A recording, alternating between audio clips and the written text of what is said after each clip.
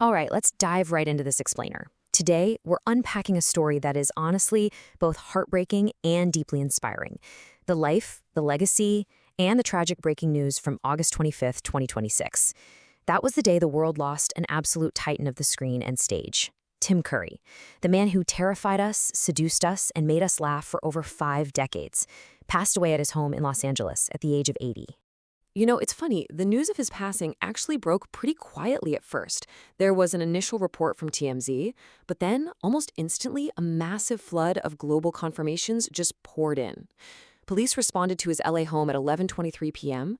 They confirmed that no foul play was suspected, and while the exact cause of death wasn't immediately disclosed, for millions of fans around the world, the cause didn't even matter.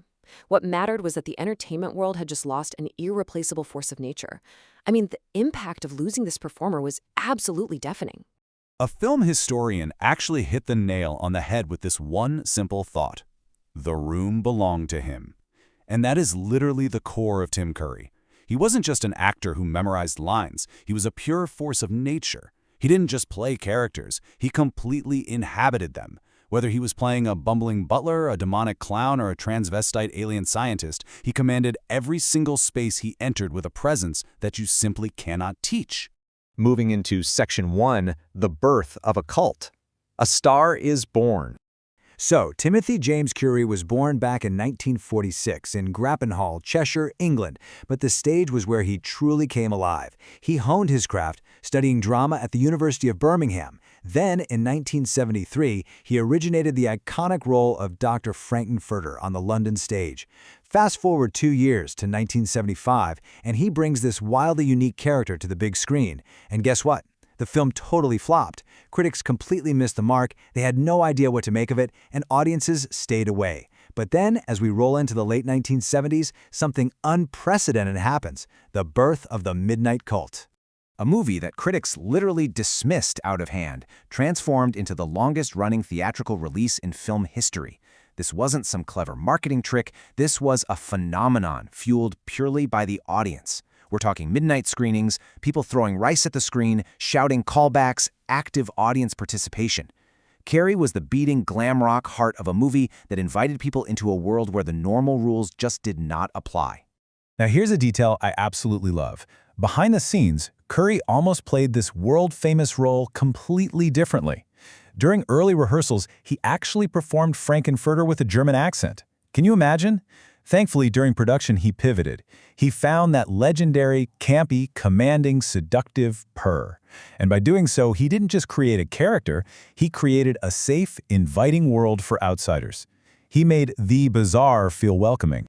All right, on to Section 2, Mastering Every Genre. A versatile chameleon. If Frank-N-Furter made him a cult icon, the rest of his career proved he was the ultimate chameleon. There was absolutely no genre he couldn't conquer. I mean, in 1990, he terrified an entire generation of kids as Pennywise, the demonic clown in Stephen King's It. But then, in 1985's Clue, he plays Wadsworth the butler and delivers what has to be one of the most brilliantly chaotic, exhausting finales in cinema history. He somehow manages to make Long John Silver both villainous and deeply human while acting opposite Kermit the Frog in Muppet Treasure Island, and who could forget his hilarious suspicious turn as Mr. Hector in Home Alone 2. He was a total chameleon, yet he always retained that unmistakable Tim Curry energy. But there is one specific number we cannot ignore. 3. That's 3 Tony Award nominations. He earned those for his spectacular performances in Amadeus, My Favorite Year, and Spamalot. This is incredibly important to remember. Beyond all the cult films and the terrifying clowns, Curry had undeniable, elite, high art stage chops. By every measure, he was a complete and total performer. Which brings us to Section 3, the ultimate fight back. Curry's resilience. In 2012, life threw him an incredibly difficult curveball. Curry suffered a severe stroke at his California home. He collapsed, required brain surgery, and was left partially paralyzed and in a wheelchair. For a performer known for his intense physicality, this was devastating. But he absolutely never gave up. He did voice work, he attended conventions, and in early 2015, he even published his memoir, Vagabond. Later that year, he was front and center at a Grammy Museum event and the Rocky Horror 50th anniversary. He outright refused to step away from his fans. The contrast between what the stroke took and what it left behind is just staggering.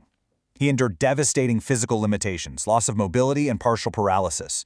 Yet his sharp wit, his iconic voice, and his defiant presence remained entirely untouched. The physical vessel was damaged, sure, but the spirit of Tim Curry was completely intact. He faced these challenges head-on with that signature blunt humor of his. Speaking about his physical struggles in 2025, he said, "I still can't walk, which is why I'm in this silly chair. I won't be singing and I won't be dancing very soon." He didn't ask for pity, he just told it exactly like it was, keeping that mischievous spark alive. And man, that spark was on full display in October 2025. During his Grammy Museum appearance in LA, which was celebrating Rocky Horror's music, he was sharp as a tack. He joked about the miserable LA traffic, and in a moment of pure, unfiltered Curry brilliance, he casually roasted royalty, describing Queen Camilla as a frump. The audience absolutely loved him for it. He was just so defiantly present. Just a couple of weeks after that Grammy event, we saw his final, triumphant public appearance. In November 2025, he traveled up to New York City for the 50th anniversary spectacular tour of Rocky Horror. He reunited with his beloved co-stars Patricia Quinn, Barry Bostwick, and Nell Campbell. And as he entered the theater in his wheelchair, the fans just rose to their feet. He was met with this massive, tearful standing ovation. They were cheering for a man who had literally changed their lives. And that leads us to our final chapter, Section 4, An Unforgettable Legacy, A Life Fully Lived.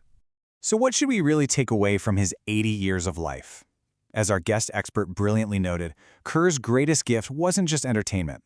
It was permission. Permission to be weird, permission to be dramatic, permission to not fit in. He showed generations of outsiders that there was a place for them in this world. He gave them the power to be unapologetically, gloriously too much. Tim Curry passed at 80 years old. His passing was mourned by fans worldwide, with major outlets like CBS and the BBC confirming the heartbreaking news.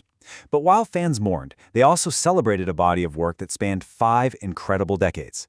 He left behind a legacy of uncompromising boldness that completely transcends his 80 years on this earth. He terrified us. He made us laugh. And he made us believe we could be anything we wanted to be, no matter how outlandish. So I'll leave you with a challenge, directly inspired by Frank-N-Furter's most iconic mantra. In honor of Tim Curry's defiant, brilliant life, how will you stop dreaming it and start being it? Thank you for joining me for this explainer. Keep living boldly.